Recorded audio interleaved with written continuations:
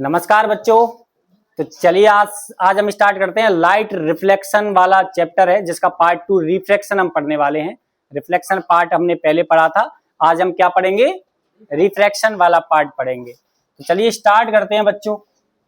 सबसे पहले हम देखते हैं रिफ्रैक्शन में क्या क्या पढ़ना है। सबसे पहले रिफ्रैक्शन क्या होता है, रिफ्रैक्शन के कौन कौन से लॉ होते हैं, रिफ्रैक्टिव इंडेक्स किसे कहते हैं, इमेज लेंस में कैसे बनती है, लेंस फॉर्मूला क्या है, न्यूमेरिकल्स उसके, और कुछ इंपोर्टेंट क्वेश्चंस होंगे जो आपके एग्जाम पॉइंट ऑफ व्यू से रहेंगे। उन सब चीजों को हम पढ़ेंगे बच्चों। तो चलिए स्टार्ट करते हैं। रिफ्रैक्शन क्या होता है पहले हम समझते हैं। रिफ्रैक्शन का मतलब होता है बच्चों, जब कोई लाइट रे एक मीडियम से दूसरी मीडियम में ट्रेवल करती है तो वो अपने ही मार्ग से विचलित हो जाती है। मतलब the deviation of the light ray when it move from one medium to another medium. जब कोई लाइट रे एक मीडियम से दूसरी मीडियम में जाती है तब वो क्या हो जाती है? बेंड हो जाती है। इस बेंड होने को ही हम बोलते हैं रिफ्रैक्शन ऑफ लाइट। जैसा आपने देखना है, जब भी हम गिलास में कोई पेंसिल डालते हैं तो पेंसिल थोड़ी सी अपने मार्ग से टेढ़ी दिखाई देती है, सीधी बिल्कुल दिखाई नहीं देती। तो ऐसा क्यों होता है जरा बताइए? रिफ्रैक्शन की वजह से होता है। तो what is the refraction of light? When the light ray travels from one medium to another medium then it deviates from its path. This phenomenon is called refraction of light. क्या बात समझ में आ गई बच्चों? देखो बच्चों, रिफ्रैक्शन के कुछ रूल्स होते हैं। रूल्स क्या है कि जब लाइट रे डेंसर मीडियम से रेयरर मीडियम में जाती है, डेंसर मीडियम बच्चों वो होता है जिसके पार्टिकल बहुत पास पास होते हैं, या हम कहें जिसकी डेंसिटी बहुत ज्यादा होती है उसे हम डेंसर मीडियम कहते हैं, और जिसकी डेंसिटी कम होती है उसे हम क्या कहते हैं? Rarer medium. जब लाइट रे डेंसर मीडियम से रेयरर मीडियम में जाएगी तो उसकी स्पीड बढ़नी चाहिए या कम होनी चाहिए? बढ़नी चाहिए, क्योंकि इसकी लाइट के जो रेयरर मीडियम है इसके पार्टिकल थोड़े दूर दूर हो गए, और पार्टिकल दूर दूर होने की वजह से लाइट की स्पीड बढ़ जाती है, और लाइट की स्पीड बढ़ने से लाइट जो है वो नॉर्मल से दूर बेंड हो जाती है। समझ में आया कि नहीं यार? तो बच्चों हमने देखा कि रिफ्रैक्शन का मतलब होता है जब लाइट रे एक मीडियम से दूसरे मीडियम में ट्रेवल करती है तो वह अपने अपने रास्ते से थोड़ा सा बेंड हो जाती है। इस बेंड होने को हम क्या कहते हैं? Refraction of light. अब ये बेंड जो होती है वो दो तरीके से बेंड हो सकती है, या तो नॉर्मल की तरफ या फिर नॉर्मल से दूर। जब बच्चों डेंसर मीडियम से रेयरर मीडियम में जाएगी तो नॉर्मल से दूर बेंड होगी, और जब रेयरर मीडियम से डेंसर मीडियम में जाएगी तो स्पीड कम होने की वजह से वो टुवर्ड्स द नॉर्मल बेंड होगी। क्या बात समझ में आ गई? ये 2 रूल्स हैं। इसके आधार पर हमें देखना है कि ग्लास स्लैब में रिफ्रैक्शन कैसे होता है। तो बच्चों देखो, ग्लास स्लैब में रिफ्रैक्शन कैसे होता है। जैसे मान लीजिए ग्लास स्लैब है, इसमें लाइट रे ऐसे आ रही है एयर से। बच्चों बताओ, जब लाइट रे एयर से ग्लास में जाएगी तो सीधी जाएगी या बेंड होगी? बेंड होगी। टुवर्ड्स द नॉर्मल बेंड होगी या away from the normal bend होगी? इसलिए टुवर्ड्स द नॉर्मल बेंड हो रही है क्योंकि ये कौन सा मीडियम है प्यारे बच्चों? Denser medium. और ये कौन सा मीडियम था? Rarer medium. जब लाइट रे रेयरर मीडियम से डेंसर मीडियम में जाएगी तो टुवर्ड्स द नॉर्मल बेंड होगी। क्या बात समझ में आ गई? जब ये नॉर्मल बेंड हो जाएगी, यहाँ पर पहुंच जाएगी, तो यहाँ से जब ये सीधी निकलना चाहेगी तो क्या एयर में जाने के बाद द्वारा से सीधी निकलेगी या बेंड हो जाएगी? फिर से बेंड होगी। तो बेंड होने के बाद इसका जो रास्ता रहेगा वो सीधा आएगा। बच्चों ये जो इनिशियल पाथ था इसका एक्चुअल जो पाथ था, बीच में ग्लास स्लैब आने से इसका पाथ चेंज हो गया, तो बीच में शिफ्टिंग आ गई। इसे बोलते हैं लेटरल शिफ्ट। क्या कहते हैं? लेटरल डिस्प्लेसमेंट या लेटरल शिफ्टिंग कहते हैं। ये लेटरल शिफ्टिंग इसकी थिकनेस, इस मीडियम के रिफ्रैक्टिव इंडेक्स, कई चीजों पे डिपेंड करती है। समझ गए? लाइट की स्पीड पे भी डिपेंड करती है, एंगल ऑफ इंसिडेंस पे भी डिपेंड करती है। इसके ये पार्ट याद रखना, ये इंसिडेंट रे है, ये रिफ्रैक्टेड रे है, बाद में जो आती है उसको इमर्जेंट रे कहते हैं। ये डायग्राम कभी कभार एग्जाम में आ जाता है। समझे कि नहीं समझे? तो इस डायग्राम की एक बार प्रैक्टिस करना है कि ग्लास स्लैब में रिफ्रैक्शन कैसे होता है। क्या बात समझ में आ गई बच्चों? नेक्स्ट पार्ट हम पढ़ते हैं। रिफ्रैक्शन के 2 लॉज होते हैं, सबको याद है। पहला जो लॉ होता है वो incident ray, refracted ray and normal are lies on the same plane. Same plane में लाई करते हैं। और जो शांति से बैठो बेटा। दूसरा जो लॉ है बच्चों क्या है? Snell's law. इसे हम स्नेल्स लॉ भी कहते हैं। कौन सा लॉ कहते हैं दूसरे को? Snell's law. अब स्नेल्स लॉ क्या होता है जरा ध्यान दें। The ratio of sine of angle of incidence and sine of angle of reflection is always constant. मतलब sine I upon sine are हमेशा क्या होता है? कांस्टेंट होता है। और इस कांस्टेंट का नाम होता है रिफ्रैक्टिव इंडेक्स। इसे हम रिफ्रैक्टिव इंडेक्स कहते हैं। इसे कहीं कहीं म्यू से डिनोट भी किया जाता है, कहीं कहीं न्यू से करते हैं, कहीं कहीं एन से भी करते हैं। समझ गए? अभी हम एन से कर रहे हैं तो एन से भी कर सकते हैं। इसका ये फॉर्मूला और होता है, ये कहाँ से आया वो मैं समझाऊंगा आपको। क्या समझ में आ गए? इसका मतलब क्या है जरा समझो जरा। इसका मतलब ये है, सर ये जो लाइट रे आ रही है ये किसी एंगल पे आ रही है। जब लाइट रे दूसरे मीडियम में जाती है तो दूसरे एंगल चेंज कर देती है। करती है कि नहीं करती? जैसे वो एंगल चेंज करती है तो क्या चीज है जो कांस्टेंट रहती है, इसके साइन का रेशो कांस्टेंट रहता है। मतलब अगर हम साइन आई करें और साइन आर करें, दोनों का रेशो निकालें तो ये हमेशा पर्टिकुलर मीडियम के लिए क्या रहेगा, कांस्टेंट रहेगा। समझे कि नहीं समझे? देखो इसको एक बार और समझते हैं। जैसे मान लीजिए नीचे ग्लास है, अब कोई लाइट की रे इस तरीके से आती है, यहाँ पर कुछ एंगल बनाती है लाइक 30 डिग्री, तो यहाँ समथिंग समथिंग कुछ एंगल बनेगा कि नहीं बनेगा। हमने क्या किया, साइन 30 अपॉन साइन, यहाँ पे जो एंगल बना समथिंग वो निकाला तो कुछ वैल्यू आई, लाइक 1.5 वैल्यू आई। अगर इस एंगल को हम चेंज कर देंगे तो चेंज करने के बाद फिर साइन आई अपॉन साइन आई करेंगे तब भी 1.5 आना चाहिए कि नहीं आना चाहिए। इसका मतलब ये है कि इस ग्लास के लिए ये जो 1.5 वैल्यू है वो कांस्टेंट है, इसको रिफ्रैक्टिव इंडेक्स बोला गया है। What is the refractive index, वो हम पढ़ेंगे आगे। लेकिन क्या ये समझ में आ गया कि स्नेल्स लॉ क्या होता है? स्नेल्स लॉ होता है the ratio of sine of the angle of incidence and sine of the angle of refraction is always constant. This constant is called refractive index and this law is also known as the Snell's law. इसे हम Snell's law भी बोलते हैं। इसकी जरूरत पड़ेगी बेटा, है ना। देखो रिफ्रैक्टिव इंडेक्स क्या होता है, अब हम रिफ्रैक्टिव इंडेक्स के बारे में समझते हैं। बच्चों रिफ्रैक्टिव इंडेक्स एक तो साइन आई अपॉन साइन आर होता है। स्नेल साहब ने एक बात बोली थी, रिफ्रैक्टिव इंडेक्स का एक फॉर्मूला होता है प्यारे बच्चों, क्या, sine i sine of angle of incidence and sine of angle of refraction. क्या ये रिफ्रैक्टिव इंडेक्स का फॉर्मूला है? यस और नो बोलो। एक फॉर्मूला और है वेलोसिटी ऑफ लाइट वाला फॉर्मूला। देखो बच्चों यहाँ पे लाइट की स्पीड मान लो c है और यहाँ पे लाइट की स्पीड क्या है, v। तो रिफ्रैक्टिव इंडेक्स अगर हमें इस मीडियम का निकालना है तो रिफ्रैक्टिव इंडेक्स की डेफिनेशन हो जाती है the ratio of speed of light in medium, sorry the ratio of speed of light in air and speed of light in medium. अरे भाई जब लाइट रे एक मीडियम से दूसरे मीडियम में जाएगी तो क्या उसकी स्पीड चेंज होगी कि नहीं होगी? स्पीड चेंज होगी या नहीं होगी? बिल्कुल होगी चेंज। तो जब वो स्पीड चेंज कर रहा है तो स्पीड का रेशो कितने टाइम्स स्पीड चेंज की, जैसे यहाँ पे c स्पीड है तो यहाँ v स्पीड है, चेंज हो गई स्पीड, तो इन दोनों का रेशियो जब निकालेंगे तो रिफ्रैक्टिव इंडेक्स निकलेगा। समझ में आया कि नहीं आया? Refractive index is the ratio of speed of light in vacuum to the speed of light in other medium, it's called refractive index of that medium. ध्यान देना, अगर मान लो बच्चों नीचे वाले मीडियम का रिफ्रैक्टिव इंडेक्स निकालना है और नीचे वाले में स्पीड कितनी है, यहाँ पर स्पीड c है, एयर में स्पीड या वैक्यूम में स्पीड जो होती है उसे हम c कहते हैं। c की जो वैल्यू होती है बच्चों 3 × 10⁸ मीटर पर सेकंड होती है, सब बच्चे जानते हैं। यहाँ पे स्पीड c है। बताओ जब ये किसी दूसरे मीडियम में जाएगी तो लाइट की स्पीड चेंज होगी कि नहीं होगी? होगी चेंज। तो यहाँ पे जो स्पीड है वो v हो गई, इन दोनों का रेशियो कर दिया c/v कर दिया तो रिफ्रैक्टिव इंडेक्स निकल गया। अब ये जो रिफ्रैक्टिव इंडेक्स निकला है कौन से मीडियम का निकला है, ऊपर वाले के कि नीचे वाले के? नीचे वाले मीडियम का रिफ्रैक्टिव इंडेक्स निकला है, जिसमें लाइट रे जा रही है उसका रिफ्रैक्टिव इंडेक्स निकला है। समझे कि समझे? इसका मतलब सर हमें तो एक बात याद हो गई कि जिसमें स्पीड नीचे होती है उसका रिफ्रैक्टिव इंडेक्स होता है।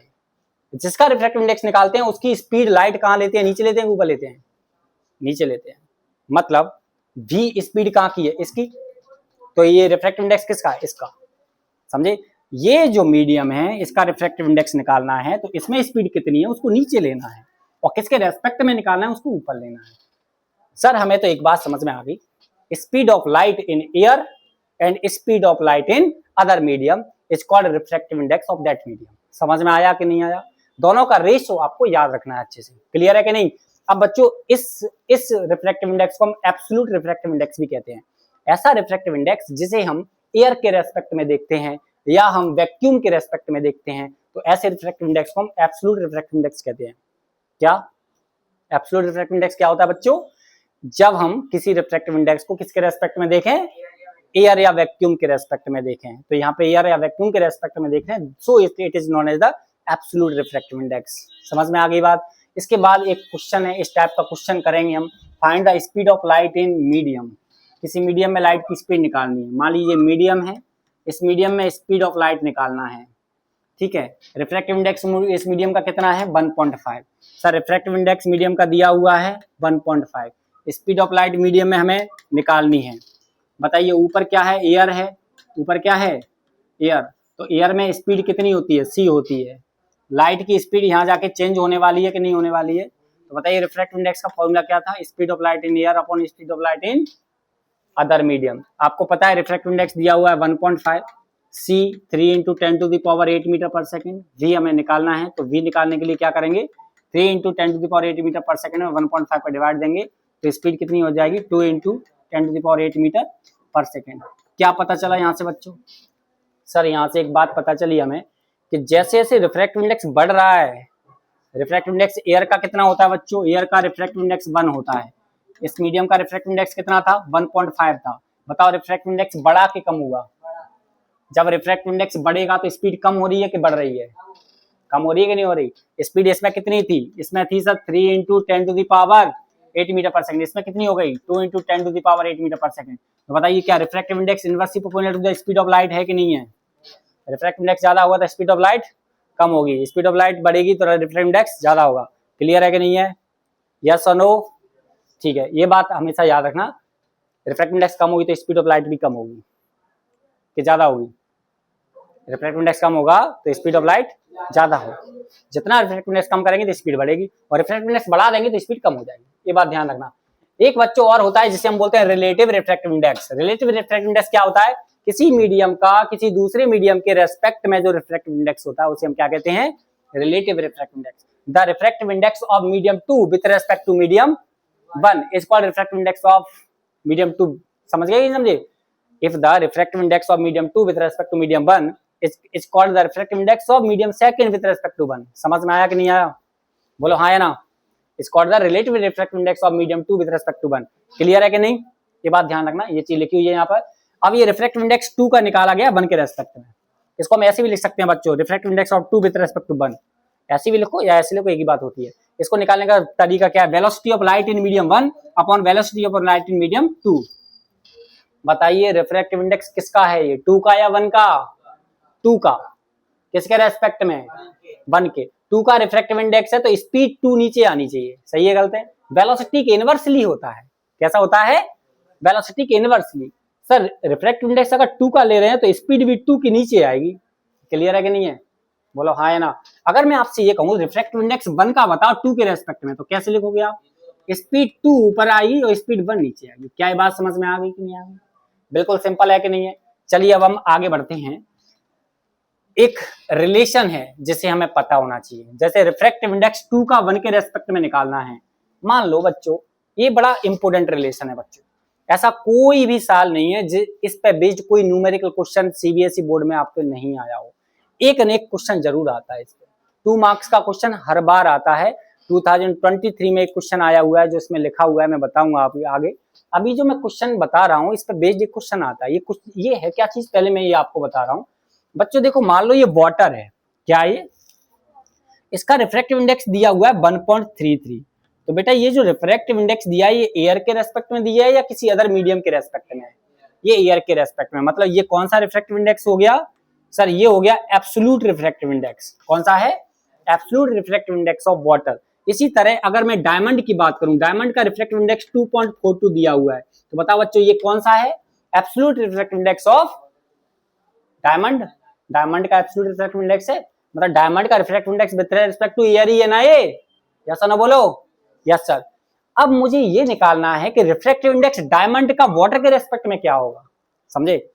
वाटर का रिफ्रैक्टिव इंडेक्स एयर के रेस्पेक्ट में ये है, डायमंड का रिफ्रैक्टिव इंडेक्स एयर के रेस्पेक्ट में ये है, पर डायमंड का रिफ्रैक्टिव इंडेक्स वाटर के रेस्पेक्ट में और वाटर का रिफ्रैक्टिव इंडेक्स डायमंड के रेस्पेक्ट में क्या होना चाहिए। तो इसका एक सिंपल सा लॉजिक है, इसको निकाल सकते हैं। जैसे रिफ्रैक्टिव इंडेक्स मुझे निकालना है डायमंड का with respect to water. Diamond का रिफ्रैक्टिव इंडेक्स निकाल रहे हैं, ध्यान से देखना, तो उसका रिफ्रैक्टिव इंडेक्स हमें ऊपर लिखना पड़ेगा। मतलब refractive index of diamond upon refractive index of water. मतलब दोनों के रिफ्रैक्टिव इंडेक्स से हम दोनों के refractive index relative refractive index निकाल सकते हैं अगर हमें दोनों का एब्सोल्यूट रिफ्रैक्टिव इंडेक्स पता हो तो। समझ गए? लेकिन हमें निकालना है डायमंड का, तो डायमंड का रिफ्रैक्टिव इंडेक्स ऊपर लेना है।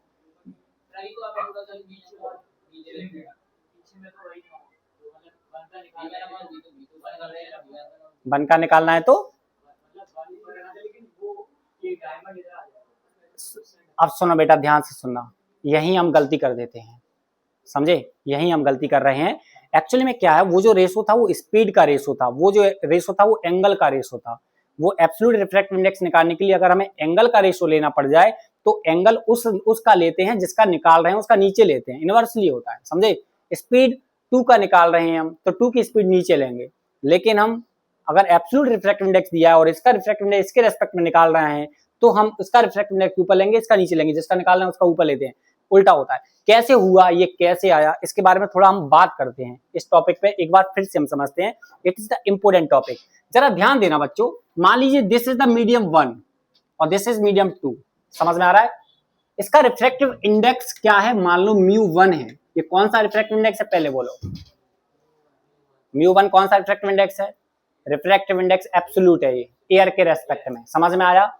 इसका रिफ्रैक्टिव इंडेक्स है μ2। ये कौन सा रिफ्रैक्टिव इंडेक्स है? Absolute refractive index. सही है कि गलत है? अब बच्चों यहां पर स्पीड ऑफ लाइट है v1 और यहां स्पीड ऑफ लाइट क्या हो गई? v2। अब प्यारो बच्चों हमें निकालना है रिफ्रैक्टिव इंडेक्स 2 का 1 के रेस्पेक्ट में। निकालना है कि नहीं निकालना? आपको पता है 2 का 1 के रेस्पेक्ट में निकालना है तो वो क्या होता है? v1/v2 होता है कि नहीं होता? 2 का निकालना है 1 के रेस्पेक्ट में, 2 का रिफ्रैक्टिव इंडेक्स है तो 2 की स्पीड नीचे आएगी, यस और नो? 2 की स्पीड नीचे आएगी। चलो अब एक बात पता है आपको, μ1 निकालने का तरीका था एयर के रेस्पेक्ट में, क्या था? c/v1। सही है कि गलत है? इसका फॉर्मूला क्या था? c/v2। बोलो यस और नो? अब एक काम करते हैं, यहां से v1 निकालते हैं। v1 बराबर होगा c/μ1 और यहाँ v2 बराबर क्या होगा? c/μ2। अगर मैं इनको v1 v2 की जगह रख दूं तो जरा बताइए क्या होगा? v1 की जगह c/μ1 अपॉन c/μ2। तो इसको सॉल्व करेंगे c/μ1 इंटू μ2 अपॉन c, तो c से c कैंसिल हो जाएगा, तो μ2 upon μ1 is equal to refractive index of 2 with respect to 1। को समझ में आया क्या नहीं आया? It's a main logic. Main logic क्या है सर? मेन लॉजिक ये है, अगर कभी रिफ्रैक्टिव इंडेक्स 2 का निकालना पड़ जाए 1 के रेस्पेक्ट में, समझ गए, तो उसका दो फॉर्मूले हैं। एक तो v1/v2 sin i upon sin r, yes और नो? अगर दोनों का रिफ्रैक्टिव इंडेक्स दिया है, इसका खुद का दिया है μ2 रिफ्रैक्टिव इंडेक्स, इसका दिया है refractive index 1, absolute refractive index दिए हैं अलग अलग, तो बताइए क्या कैसे करेंगे? μ2 अपॉन μ1 उल्टा हो जाता है। क्या ये रिलेशन अनंत काल तक याद हो जाएगा बच्चों? अगर ये रिलेशन याद हो गया तो कोई भी क्वेश्चन ऐसा नहीं है जो आप नहीं कर पाओ। चलिए देखते हैं, एक क्वेश्चन ट्राई करके देखते हैं। सभी बच्चे ध्यान से पढ़ेंगे। इसमें लिखा है the refractive index of water and glass are 1.2 and 1.5। बताओ बच्चों, वाटर का रिफ्रैक्टिव इंडेक्स कितना दिया हुआ है? 1.2। ग्लास का रिफ्रैक्टिव इंडेक्स कितना दिया हुआ है? 1.5। रेस्पेक्ट टू एयर, एयर के रेस्पेक्ट में मतलब these are the absolute refractive index. बोलो यस और नो? ये एब्सोल्यूट रिफ्रैक्टिव इंडेक्स है, मतलब एयर के रेस्पेक्ट में, यस और no? Absolute refractive index air या वैक्यूम के रेस्पेक्ट में ही होते हैं। समझे कि नहीं समझे? देखो बच्चों, जिनको नहीं समझ में आए ना चीजें, जो बच्चे एमपी बोर्ड से बिलोंग करते हैं तो ये न्यूमेरिकल्स बहुत कम आते हैं। एमपी बोर्ड वाले बच्चों को डायरेक्ट रिफ्रैक्टिव इंडेक्स की डेफिनेशन याद करनी चाहिए, ज्यादा दिमाग नहीं लगाना चाहिए। समझे कि नहीं समझे? आपको रिफ्रैक्टिव इंडेक्स क्या है ये याद रखना है, और कुछ क्वेश्चन न्यूमेरिकल कैसे आते हैं एग्जाम में वो मैं आपको बताऊंगा लास्ट में। एमपी बोर्ड के लिए और सीबीएसई बोर्ड के लिए वो इंपोर्टेंट क्वेश्चन माने जाते हैं, इसलिए वो सब हम बाद में करेंगे। पहले कुछ क्वेश्चन हम ट्राई करते हैं। इसमें लिखा है respectively calculate the refractive index of glass with respect to water. बताओ क्या निकालना है? रिफ्रैक्टिव इंडेक्स ग्लास का निकालना है, किसके रेस्पेक्ट में? वाटर के रेस्पेक्ट में। मुझे बताओ जरा, क्या इसे डायरेक्ट कर सकते हैं? एब्सोल्यूट रिफ्रैक्टिव इंडेक्स दोनों का दिया है, अब और रिफ्रैक्टिव इंडेक्स ग्लास का वाटर के रेस्पेक्ट में निकालना है, तो कैसे निकालेंगे? रिफ्रैक्टिव इंडेक्स ग्लास का ऊपर लेंगे कि नीचे लेंगे? ऊपर लेंगे ग्लास का। क्या समझ में आ रही है? रिफ्रैक्टिव इंडेक्स ग्लास का ऊपर, रिफ्रैक्टिव इंडेक्स वाटर का नीचे, क्योंकि रिफ्रैक्टिव इंडेक्स दिया है, स्पीड देता तो अपोजिट लेते, सही है क्या गलत है? एंगल देता तो अपोजिट लेते, लेकिन ये रिफ्रैक्टिव इंडेक्स दे रहा है, तो यहां पर हम क्या करेंगे? Refractive index of glass with respect to water निकालना है, तो ग्लास का कितना है? 1.5 और वाटर का कितना है? 1.2। इसे हम सॉल्व कर देंगे 15/12। कितना आ रहा है? 3 से 3 5 15, 3 4 12, तो आंसर आ जाएगा क्या? 2 पॉइंट कहाँ आ रहा है? 1.25 आएगा ना। 1.25 रिफ्रैक्टिव इंडेक्स आ रहा है ग्लास का वाटर के रेस्पेक्ट में। क्या ये समझ में आ गया? कोई प्रॉब्लम आई यहाँ तक? ठीक है। अगर वो पूछता कि सर हमें तो रिफ्रैक्टिव इंडेक्स चाहिए वाटर का विद रेस्पेक्ट टू ग्लास, तो क्या करते? वाटर का ऊपर और ग्लास का नीचे, तो क्या आ जाता? 1.2 अपॉन 1.5, तो आंसर आ जाता 12/5 15 इज इक्वल टू 4/5, तो आंसर क्या आता? 0.8। क्या इस टाइप के क्वेश्चन समझ में आ रहे हैं बच्चों के नहीं आ रहे? क्वेश्चन ट्राई करें, सभी बच्चे स्क्रीन को रोक दें थोड़ी देर के लिए, क्वेश्चन ट्राई करें, ठीक है? क्वेश्चन ट्राई करो। क्या लिखा है क्वेश्चन में, जरा सब मिलके ट्राई करते हैं। Refractive index of glass with respect to water, क्या दिया है जरा ध्यान से समझिए, काय का रिफ्रैक्टिव इंडेक्स किसके रेस्पेक्ट में दिया जरा बताइए, रिफ्रैक्टिव इंडेक्स ऑफ ग्लास दिया हुआ है वाटर के रेस्पेक्ट में, कितना दिया है वो प्यार बच्चों 5/4, सही है। Refractive index of glass with respect to water कितना दिया हुआ है 5/4, सब बच्चे ध्यान से देखें। और क्या दिया है, and the refractive index of water with respect to air, water का रिफ्रैक्टिव इंडेक्स एयर के रेस्पेक्ट में, एयर को लिखो मत, एब्सोल्यूट मान लो, this is the absolute, this is the absolute, कितना दिया हुआ है, कितना दिया है बच्चे 4/3। क्या पूछा है, what is the refractive index of glass with respect to air, क्या निकालना है, ग्लास का रिफ्रैक्टिव इंडेक्स एयर के रेस्पेक्ट में निकालना है।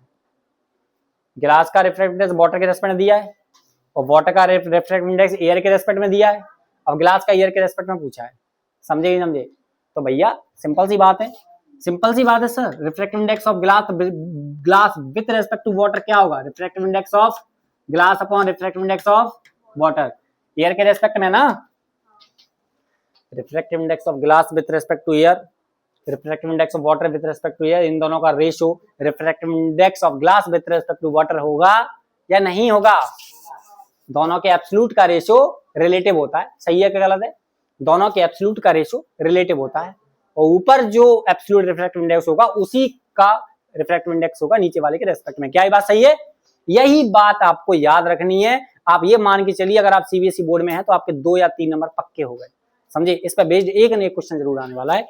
अब जरा बताइए क्या निकालना था हमें, ये दिया हुआ है कितना है 5/4, refractive index of glass with respect to air ये तो निकालना है, रिफ्रैक्टिव इंडेक्स ऑफ वाटर कितना दिया हुआ है 4/3, क्या ये सॉल्व नहीं हो गया, बताओ जरा, इजिकल टू म्यू जी, 4 से 4 कैंसिल हो जाएगा, रिफ्रैक्टिव इंडेक्स ग्लास का हो जाएगा 5/3, 5/3 मीन्स क्या बताओ 2.6 बार समथिंग, 2.6 भी लिख सकते हैं, ये refractive index of glass with respect to air हो गया।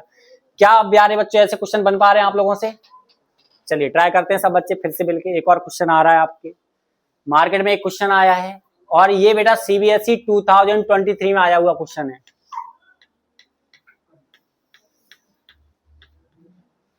Absolute refractive index of glass and water is 3/2 and 4/3, clear देखा है, रिफ्रैक्टिव इंडेक्स ऑफ ग्लास कितना दिया हुआ है 3/2, रिफ्रैक्टिव इंडेक्स ऑफ वाटर कितना दिया हुआ है 4/3 respectively. What is the speed of light in glass, the speed of light in glass, काय की स्पीड दी है, speed of light in glass दिया हुआ है, लाइट की स्पीड ग्लास में कितनी है 2 × 10⁸ मीटर पर सेकंड है sir, the speed of light in water निकालनी है, VW निकालना है, कैसे करेंगे जरा जल्दी से बताएं,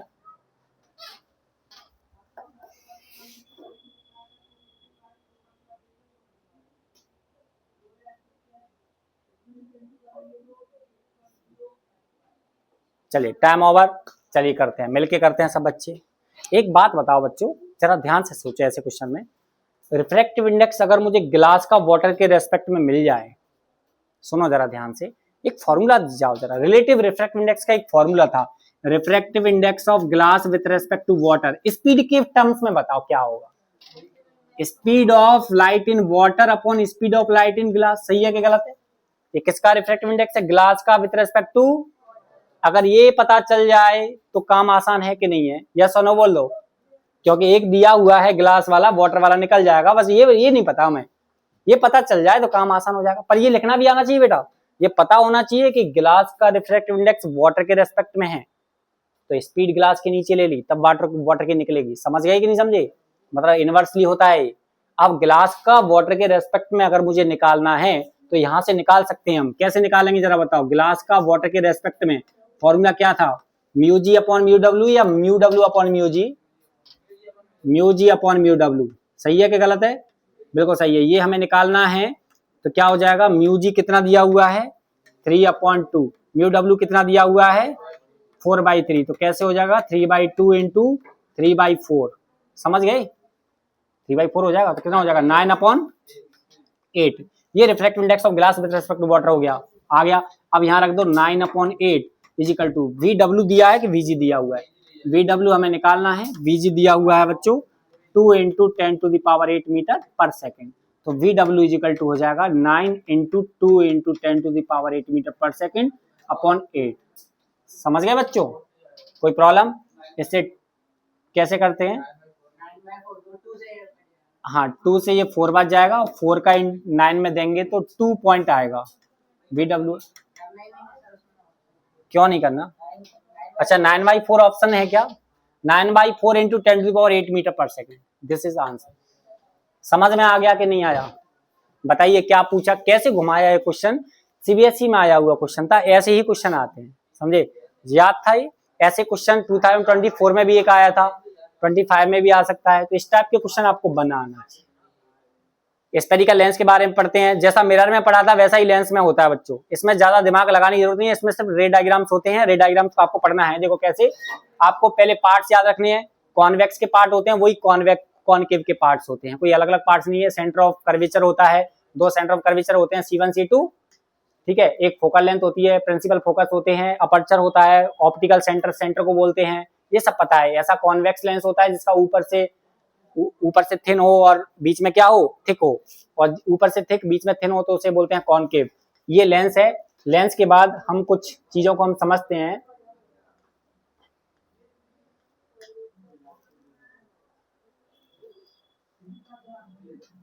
ठीक है, लेंस में बच्चों रूल्स होते हैं, 3 रूल्स। आई थिंक है नहीं इसमें रूल्स।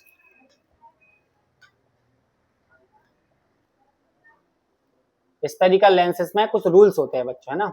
इमेज बनाने के लिए रूल्स होते हैं। रूल्स में आपको बता रहा हूँ क्या क्या होते हैं, जरा देखिए रूल्स कौन से होते हैं। Rules for obtaining images, rules for obtaining images, images बनाने के रूल्स कौन कौन से होते हैं बच्चों। इधर मैं कॉनकेव के रूल्स लिख रहा हूँ, कॉनकेव लेंस, और इधर मैं कॉन्वेक्स लेंस के रूल्स लिख रहा हूँ। देखो बच्चों, कॉनकेव लेंस में अगर कोई लाइन पैरेलल जा रही है, parallel to the principal axis, तो बताएंगे कहां से जाएगी? ये फोकस से जाती है, इस वाले फोकस से। अगर कोई कॉनकेव लेंस में फोकस से लाइट जाना चाहती है, देन ये कैसी हो जाती है? पैरेलल। सही है क्या गलत है? एक गलती है बेटा, ये लाइट रे को कन्वर्ज नहीं करता। कॉनकेव लेंस लाइट रे को क्या करता है? बाहर की तरफ ले जाएगा, जैसे इस फोकस पर मिल रहा है, और ये पैरेलल आएगा। इसी तरह एक और कॉनकेव लेंस और बना दीजिए। इस कॉनकेव लेंस में क्या होगा बच्चों? अगर कोई लाइन ऑप्टिकल सेंटर से जा रही तो सीधी निकल जाएगी। इसी तरह कॉन्वेक्स के रूल्स होते हैं। कॉन्वेक्स के रूल सेम है, parallel line passing through the focus. ये कन्वर्जिंग लेंस होता है बच्चों, लाइट को कन्वर्ज करता है। और ये कैसा लेंस होता है? This is the diverging lens.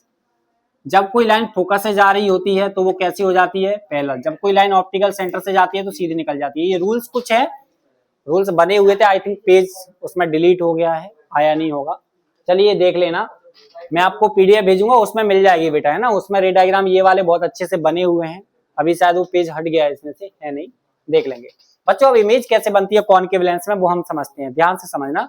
Image बनने के लिए कॉनकेव लेंस में, जैसे कॉनकेव मिरर में 6 कंडीशन होती थी, लेकिन कॉनकेव लेंस में सिर्फ 2 कंडीशन होती हैं। एक तो ऑब्जेक्ट को हम इनफाइनाइट पे रखते हैं, एक इनफाइनाइट और ऑप्टिकल सेंटर के बीच में रखते हैं, anywhere between the optical centre and the infinite. तो बच्चों पहली कंडीशन, इनफाइनाइट पे जब रखते हैं तो पैरेलल लाइन कैसे जा रही होगी? ऐसे, सही है। मिलेगी कहाँ? पीछे फोकस पे। एक और पैरेलल लाइन जाएगी इस तरीके से, वो कहाँ मिलेगी? फोकस पे। तो इमेज कहाँ बनी बताइए? फोकस पे इमेज बनी या नहीं बनी? तो जब कोई ऑब्जेक्ट को इनफाइनाइट पे रखते हैं तो कहाँ बनती है इमेज? फोकस पर। कैसी बनती है? बहुत छोटी पॉइंट इमेज। कैसी बनती है? वर्चुअल। भाई जब लाइट रे मिलानी पड़ जाए तो कौन सी इमेज होती है? ऑटोमेटिक मिल जाए लाइट रे तो कौन सी इमेज बनेगी?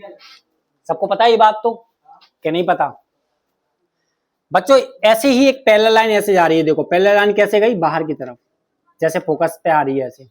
एक लाइन ऑप्टिकल सेंटर पे ले गए और ये सीधी सीधी निकल गई, और अब ये मिलेंगी नहीं, पीछे मिलेंगी। तो क्या वर्चुअल इमेज बन रही कि नहीं बन रही यहाँ पर? सही बात है। जब हम ऑप्टिकल सेंटर और इन्फिनिटी के बीच में रखेंगे तो इमेज कहाँ बनेगी? Between centre and F1, centre और F1 के बीच में बनेगी, मतलब ऑप्टिकल सेंटर एंड F1 के बीच में बनेगी, और वर्चुअल बनेगी, स्मॉल बनेगी। क्या समझ में आ गई कंडीशन? ये दोनों कंडीशन याद रखना। क्या कॉनकेव लेंस में इमेज हमेशा छोटी बनती है और हमेशा वर्चुअल बनती है? ये बात ध्यान रखना, ठीक है। रियल नहीं बनती, लेकिन कॉन्वेक्स की बात करें तो रियल बनती है। इसमें 6 कंडीशन होती हैं। देखो ऐसे, इनफाइनाइट पे जब कोई ऑब्जेक्ट रखा है तो पैरेलल लाइन आ रही है, सब फोकस पर बन रही है, तो इमेज कहाँ बनी बच्चों?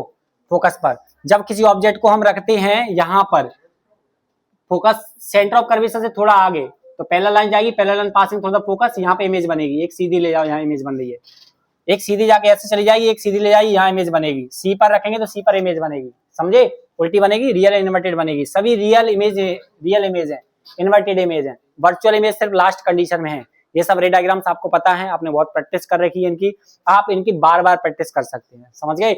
इनकी 6 कंडीशन पूरी दी हुई है, यहाँ पर आप देख सकते हैं, यहाँ एक टेबल बनी हुई थी, क्या गड़बड़ क्या हुआ है इसमें, चलिए कोई बात नहीं, यहाँ एक टेबल थी, यहाँ टेबल है बेटा, एनसीईआरटी में टेबल बनी हुई है, आप उस टेबल को देख सकते हैं, उस टेबल में लिखा होगा कि कहाँ रखने पर इमेज कहाँ बनती है, क्लियर है, उसको देख लेना। आफ्टर दैट हम देखते हैं इस बात को, बेटा आवाज बंद करें, ध्यान दें इधर, कंसंट्रेट करें। कॉन्वेक्स लेंस और कॉनकेव लेंस के यूजेस भी लिखे हैं, जैसे कॉनकेव मिरर और कॉनकेव लेंस के यूजेस थे, कॉनकेव मिरर और कॉन्वेक्स मिरर के यूजेस थे, इसी तरह कॉन्वेक्स लेंस और कॉनकेव लेंस के भी यूजेस है। माइक्रोस्कोप में यूज होता है, टेलीस्कोप में यूज होता है, फोटो सेंसिटिव फिल्म में यूज होता है, आई ग्लासेस में यूज होता है, ये सब चीजें। प्रोजेक्टर्स में यूज होता है, जो प्रोजेक्टर्स होते हैं उनमें भी हम कॉन्वेक्स लेंस यूज करते हैं। इसी तरह कॉनकेव लेंस टेलीस्कोप में कई जगह यूज होता है, कुछ टेलीस्कोप में हम कॉन्वेक्स के साथ साथ कॉनकेव यूज कर लेते हैं। कॉन्वेक्स तो यूज होना ही है टेलीस्कोप में, पर कॉनकेव भी यूज कर लेते हैं, समझ गए। आई ग्लासेस में अगर सफरिंग फ्रॉम मायोपिया से अगर सफर है तो हम कॉनकेव लेंस करेंगे, और हाइपरमेट्रोपी से सफर है तो क्या यूज करेंगे, कॉन्वेक्स, ये सब पता है आपको। सम केसेस में हम फ्लैश लाइट्स में भी हम इनका यूज कर लेते हैं, क्लियर है। अब हम पढ़ते हैं मिरर फॉर्मूला। मिरर फॉर्मूला क्या था, हमने लास्ट टाइम पढ़ा था, प्लस आता है, लेंस फॉर्मूला क्या आता है, माइनस। तो लेंस फॉर्मूला अब हम पढ़ रहे हैं। एफ का मतलब फोकल लेंथ, यू का मतलब ऑब्जेक्ट की डिस्टेंस, वी का मतलब इमेज की डिस्टेंस। बच्चों ये मैग्निफिकेशन है, बताइए मिरर के मैग्निफिकेशन और लेंस के मैग्निफिकेशन में क्या अंतर है। मैग्निफिकेशन ऑफ मिरर होता था बच्चों -v/u, ये मिरर का मैग्निफिकेशन होता था, और ये किसका है, लेंस का। बच्चों रियल वर्चुअल को मेंटेन करने के लिए, किसको, रियल वर्चुअल को मेंटेन करने के लिए इसमें माइनस लगा था मिरर के फॉर्मूले में, बट इसमें माइनस नहीं लगा है, समझे। साइन कन्वेंशंस को मेंटेन, एक बच्चे ने पूछा था कमेंट में कि सर ये माइनस क्यों आया है, तो माइनस का मतलब है रियल वर्चुअल चीज को मेंटेन करने के लिए माइनस साइन यहाँ पे आता है, क्लियर है। लेंस में नहीं आता, क्योंकि लेंस में उल्टा साइन हो जाता है, लेंस में क्या हो जाता है, बिल्कुल उल्टा हो जाता है। देखो कैसे उल्टा होता है वो मैं आपको बता रहा हूं, ये रहा बिल्कुल, आप समझिए जरा। कॉन्वेक्स लेंस में फोकल लेंथ को क्या लेते हैं हमेशा, पॉजिटिव, और कॉनकेव में फोकल लेंथ को क्या लेते हैं, नेगेटिव। देखो बच्चों फोकल लेंथ कॉनकेव में हमेशा क्या रहेगी, नेगेटिव, और कॉन्वेक्स में फोकल लेंथ क्या रहेगी, पॉजिटिव। याद कैसे रखा हमने, कैसे याद रखा जरा बताइए। कॉन्वेक्स में एक्स आ रहा है तो एक्स का मतलब पॉजिटिव ले लिया, एक्स मतलब पॉजिटिव, एक्स को थोड़ा तिरछे से सीधा कर देंगे तो पॉजिटिव हो जाएगा। बताइए यू को इसमें क्या लेंगे, नेगेटिव, इसमें भी यू को क्या लेते हैं हम, नेगेटिव, क्योंकि यू क्या होता है, जहां से लाइट रे आती है, light ray coming from the objects, तो ऑब्जेक्ट से लाइट रे जाती है तो उल्टी दिशा में हम जाएंगे, तो यू हमेशा नेगेटिव होता है। अब बात करते हैं वी की, तो कॉन्वेक्स में वी प्लस भी हो सकता है माइनस भी हो सकता है, क्योंकि इसमें 6 कंडीशन बनती थी। और प्लस का मतलब क्या होता था प्यारे बच्चों, जरा बताएंगे। प्लस का मतलब रियल इमेज, और माइनस का मतलब virtual image, just opposite of the mirror, mirror का जस्ट उल्टा होता है। इसी तरह यहाँ पर वी हमेशा कैसा बनेगा, माइनस बनेगा, क्योंकि माइनस का मतलब क्या होता है, वर्चुअल, और कॉनकेव में हमेशा वर्चुअल इमेज बनती है। क्या ये बात समझ में आ गई, कोई दिक्कत, थोड़ा सा सोचना बच्चों, विचार बनाना, क्योंकि ये चैप्टर हम एक ही शॉर्ट में पूरा चैप्टर रिवीजन करवा रहे हैं, तो थोड़ा सा हम फास्ट पढ़ा रहे हैं, समझ गए। तो आपको क्या करना है, बार बार इस चैप्टर को देखना है, समझना है, तभी ये चैप्टर समझ में आएगा। हम बाद में इंपोर्टेंट क्वेश्चन पे चर्चा करेंगे, उन क्वेश्चन को तो कम से कम आपको याद कर ही लेना है किसी भी हालत में। चलिए क्वेश्चन करते हैं प्यारे बच्चों, मिलके करते हैं सब बच्चे, देखना जरा 2 मिनट में हो जाना चाहिए क्वेश्चन, जरा ध्यान से देखो, ट्राई करो। 2 सेंटीमीटर टॉल ऑब्जेक्ट, बताइए ऑब्जेक्ट की हाइट है या ऑब्जेक्ट की डिस्टेंस है, ऑब्जेक्ट की हाइट है, ऑब्जेक्ट की हाइट एचओ बराबर क्या दिया हुआ है बच्चों, 2.0 centimetre. Object is placed as the perpendicular to the principal axis convex lens, lens कौन सा है, लेंस कौन सा है बच्चों, कॉन्वेक्स लेंस। फोकल लेंथ क्या है, फोकल लेंथ क्या है, 10 सेंटीमीटर। आवाज मत करो बच्चों, आवाज मत करो, ध्यान दो, समझ में नहीं आ रहा क्या, कोई प्रॉब्लम पूछो डायरेक्टली, प्रॉब्लम है तो ऐसे क्वेश्चन कर लो, एक क्वेश्चन आएगा आपके एग्जाम में, ठीक है। सीबीएसई बोर्ड में एक क्वेश्चन एग्जाम में हमेशा आता है, फिर मैं कह रहा हूँ न्यूमेरिकल क्वेश्चन इस चैप्टर से और इलेक्ट्रिसिटी वाले चैप्टर से न्यूमेरिकल आना है 101%, और न्यूमेरिकल थोड़ा सा घुमा के आता है, समझे। बच्चे उसमें कुछ गलतियां करके आते हैं, जरा देखिए ऐसे क्वेश्चन आते हैं, ऐसा करना है आपको किसी भी हालत में। चलिए क्या लिखा है, the distance of the object from the lens is 15 centimetre. Distance of object कितना दिया हुआ है, 15 सेंटीमीटर। क्या क्या फाइंड करना है, नेचर, पोजीशन और साइड। क्या क्या फाइंड करना है, नेचर ऑफ इमेज फाइंड करना है, पोजीशन फाइंड करना है, कहाँ इमेज बन रही है, और साइज फाइंड करना है। क्या फाइंड करना है, साइज इमेज का। चलिए आल्सो इट्स मैग्निफिकेशन भी फाइंड करना है। बेटा मैग्निफिकेशन फाइंड कर पाएंगे तभी हम साइज फाइंड कर पाएंगे, तो मैग्निफिकेशन तो फाइंड करना ही करना पड़ेगा। क्या यूज करेंगे इसमें बताइए, कौन सा फॉर्मूला यूज करेंगे, मिरर फॉर्मूला के lens formula, lens formula use करेंगे। लेंस फॉर्मूला यूज करने के लिए माइनस प्लस जरूरी है। कॉन्वेक्स लेंस दिया है तो एफ को प्लस लेंगे या माइनस लेंगे, एफ को प्लस लेंगे, सही है। और यू को क्या लेंगे बच्चों, माइनस। क्लियर है, तो 1/f लेंस फॉर्मूला होता है 1/v माइनस 1/u। 1/f कितना दिया हुआ है 10 इजिकल टू 1/v हमें निकालना है, माइनस 1/u कितना दिया है माइनस का 15, तो 1/10 is equal to 1/v minus minus plus 1/15 हो जाएगा। होगा कि नहीं होगा, चलिए आगे बढ़ते हैं। अब ये इधर चला जाएगा तो क्या आ जाएगा 1/10 माइनस 1/15 इजिकल टू 1/v। 15 और 10 का एलसीएम 30 आ जाएगा, 3 माइनस 2 इजिकल टू 1/v, तो 1/30 is equal to 1/v, v is equal to क्या आ गया बच्चों 30 सेंटीमीटर। प्लस आया कि माइनस आया, प्लस का मतलब कॉन्वेक्स में रियल या वर्चुअल, रियल इमेज होती है, बहुत बढ़िया। प्लस साइन आया, इसका मतलब पता चल गया रियल इमेज। तो क्या क्या पता चला, पोजीशन आ गई 30 सेंटीमीटर, इमेज कौन सी है रियल, रियल के साथ क्या होना चाहिए, रियल के साथ इन्वर्टेड होना चाहिए। इन्वर्टेड को भी हम प्रूव करके देखेंगे, मतलब मैग्निफिकेशन माइनस में आना चाहिए तभी इन्वर्टेड होता है, सही है गलत है, तो मैग्निफिकेशन माइनस में ही आएगा, उसको सॉल्व करके देख रहे हैं। मैग्निफिकेशन का फॉर्मूला होता है बच्चों v/u या माइनस v/u। क्यों v/u, लेंस में माइनस नहीं लगाते, समझे, रियल और वर्चुअल को मेंटेन करने के लिए। चलिए बच्चों ध्यान देना, m इजिकल टू v की जगह क्या लेंगे 30, u कितना दिया हुआ है -15, तो m कितना आ गया -2। -2 क्या बात बता रहा है कि इन्वर्टेड इमेज होगी, सही है। अब हाइट और निकालना है, हाइट निकालने के लिए m का एक और फॉर्मूला था, क्या था, size of image upon size of object. m की जगह -2 रखो, hi कितना दिया है निकालना है, ho हमें 2 दिया हुआ है, 2 2 जा 4, तो hi बराबर क्या आ गया -4 सेंटीमीटर। पर हाइट बेटा माइनस में आई है, इसका मतलब क्या इन्वर्टेड इमेज है, हाइट कितनी आई है 4 सेंटीमीटर। क्या ये तीनों चीजें निकल गई, यस और नो बोलो। इसका रे डायग्राम मुझे बता सकते कौन से केस वाला रे डायग्राम होगा कॉन्वेक्स का, जरा देखिए जरा। फोकल लेंथ कितनी है 10 सेंटीमीटर और डिस्टेंस ऑफ ऑब्जेक्ट कितना है 15 सेंटीमीटर, तो फोकल लेंथ और सेंटर ऑफ कर्वेचर के बीच वाली कंडीशन है कि नहीं है, जरा देखें कौन सी कंडीशन है, कौन सी कंडीशन है बच्चों, ये वाला है, ये सेंटर ऑफ कर्वेचर इनफाइनाइट, ये वाला केस है सी और एफ पॉइंट के बीच में, ये वाला केस है, ये वाला डायग्राम आप बना सकते हैं। इस केस के अकॉर्डिंग ये 10 दिया हुआ है, 15 दिया हुआ है, ऑब्जेक्ट 15 पे है, फोकल लेंथ 10 है, सही है क्या गलत है, बिल्कुल सिंपल है। चलो बात समझ में आ गई बच्चों, कोई प्रॉब्लम बताओ, कोई प्रॉब्लम, क्या इस टाइप के क्वेश्चन बन जाएंगे आपसे, प्रैक्टिस करके ले आएंगे कल तक, मुझे किसी भी हालत में कल तक बेटा ये प्रैक्टिस चाहिए, किसी भी हालत में क्वेश्चन। ये 5 क्वेश्चन है, इनको भी सॉल्यूशन करके लाइए आप, सेम क्वेश्चन है, ज्यादा अलग नहीं है। इनमें से कोई डाउट आए, किसी भी तरह का कोई प्रश्न आपको समझ में आए तो मुझे बताना, मैं आपको सॉल्यूशन भेजूंगा, और अगर फिर भी नहीं आएगा तो नेक्स्ट क्लास में आपको मैं बता दूंगा उन क्वेश्चंस को। नेक्स्ट टॉपिक है पावर ऑफ लेंस। किसी लेंस की कन्वर्ज या डाइवर्ज करने की जो पावर होती है उसे हम क्या कहते हैं, पावर ऑफ लेंस। कोई लेंस ज्यादा कन्वर्ज करता है, कोई ज्यादा डाइवर्ज करता है, कोई ज्यादा डाइवर्ज करता है, कोई ज्यादा कन्वर्ज करता है। तो कन्वर्ज करना या डाइवर्ज करने की जो पावर होती है लेंस के अंदर उसे हम क्या बोलते हैं, पावर ऑफ लेंस। इसे हम रेसिप्रोकल ऑफ फोकल लेंथ भी कहते हैं। फोकल लेंथ का उल्टा पावर ऑफ लेंस होता है। इसका ऐसा यूनिट क्या होता है बच्चों, dioptre. Power of lens in dioptre होती है, फोकल लेंथ एफ होती है, ऐसा यूनिट इसकी डायोप्टर होती है। क्वेश्चन आता है बच्चों वन डायोप्टर क्या होता है, one dioptre is the power of lens whose focal length is 1 metre. One dioptre उस पावर को कहते हैं जिसकी फोकल लेंथ क्या है 1 मीटर। अगर कोई लेंस है बच्चों जिसकी फोकल लेंथ 1 मीटर है तो उसकी पावर क्या होगी 1 डायोप्टर। 1 मीटर फोकस लेंथ वाले लेंस की पावर 1 डायोप्टर होती है। क्या ये बात समझ में आ गई, कोई प्रॉब्लम यहाँ पे, ठीक है।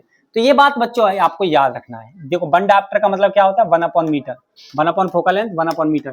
फोकल लेंथ मीटर में लोगे तभी पावर डायोप्टर में आएगी, ये बात ध्यान रखे अच्छे से, क्लियर है। ओके आगे बढ़ते हैं। ये कुछ क्वेश्चन है बच्चों। Find the power of lens used for the student 1 and 2। 1 और 2 दो स्टूडेंट के केस दिए हैं। पहला स्टूडेंट केस क्या है, lens with focal length 50 centimetre. एक स्टूडेंट ऐसा है जो 50 सेंटीमीटर फोकल लेंथ का लेंस यूज कर रहा था, इसकी पावर निकाल नहीं सकते? बताइए सेंटीमीटर में लेना पसंद करेंगे या मीटर में? क्योंकि पावर डायोप्टर में निकालनी है तो फोकल लेंथ भी कायम होनी चाहिए मीटर में। तो बच्चों बताओ फोकल लेंथ दी हुई है 50 सेंटीमीटर, तो इसको मीटर में लेंगे तो 0.5 मीटर हो जाएगी। तो पावर निकालने के लिए क्या होते हैं 1/f, क्या हो जाएगा 1/0.5। तो आंसर क्या आ रहा है 2 डायोप्टर। सही है क्या गलत है? कौन सा लेंस होगा जरा बताइए, लेंस कॉनकेव होगा या कॉन्वेक्स होगा? प्लस है या माइनस है? प्लस में कौन सा लेंस आता है? फोकल लेंथ प्लस किसकी होती है? कॉन्वेक्स की। तो ये लेंस कौन सा है? कॉन्वेक्स। कभी कोई बोले पहचानो लेंस कौन सा है तो वो भी पहचान सकते हैं हम। चलिए बताइए, सेम क्वेश्चन ये है, लिखा भी है इसमें, it is the converging lens, मतलब कॉन्वेक्स।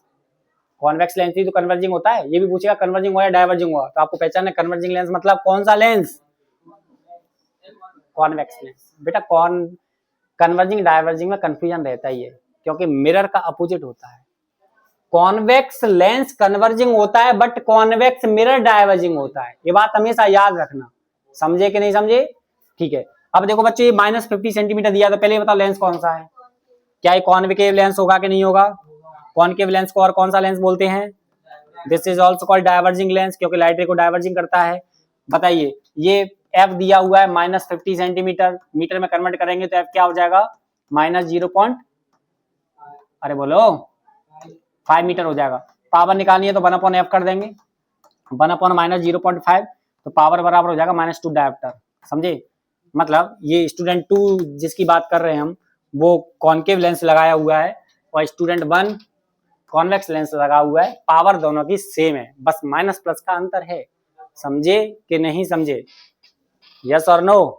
क्या पावर वाले क्वेश्चन बन जाएंगे? बिल्कुल सिंपल क्वेश्चन आते हैं। फोकल लेंथ देगा, पावर निकालनी है, पावर देगा, फोकल लेंथ निकालनी है। समझे? माइनस देगा तो लगा दियो कॉन्केव लेंस, और प्लस देगा तो लगा दियो डाइवर्जिंग लेंस। कोई समस्या आ गई प्यारे बच्चे? ये कुछ इंपोर्टेंट क्वेश्चन रिफ्रैक्शन से रिलेटेड। रिफ्लेक्शन के क्वेश्चन मैंने अलग बनाए हैं, रिफ्रैक्शन के अलग बनाए हैं। आपको रिफ्रैक्शन के क्वेश्चन सिंपल है, बिल्कुल ज्यादा नहीं है इसमें। एक तो रिफ्रैक्शन क्या है और इसके लॉ आपको पता है। लॉ क्या थे? 2 याद है आपको? Sine I upon sine are हमेशा कांस्टेंट होता है, जिसे स्नेल्स लॉ कहते हैं। और parallel law, incident ray, refracted ray, normal are lies on the same plane. बहुत बढ़िया। रिफ्रैक्टिव इंडेक्स क्या होता है आप सबको पता है। Refractive index is the C/V, speed of light in vacuum and speed of light in other medium is called refractive index. इसे हम एब्सोल्यूट रिफ्रैक्टिव इंडेक्स भी कहते हैं। अगर वो रिलेटिव रिफ्रैक्टिव इंडेक्स पूछे तो एक मीडियम का रिफ्रैक्टिव इंडेक्स दूसरे के रेस्पेक्ट में निकालने की बात करता है। समझे? और दोनों अच्छे से आपको समझ में आ गए। अगर दोनों के एब्सोल्यूट दिए हैं और रिलेटिव निकालना है दोनों का, तो क्या करेंगे? एब्सोल्यूट अपॉन एब्सोल्यूट कर देंगे। जिसका निकालना है उसका ऊपर लेंगे कि नीचे लेंगे?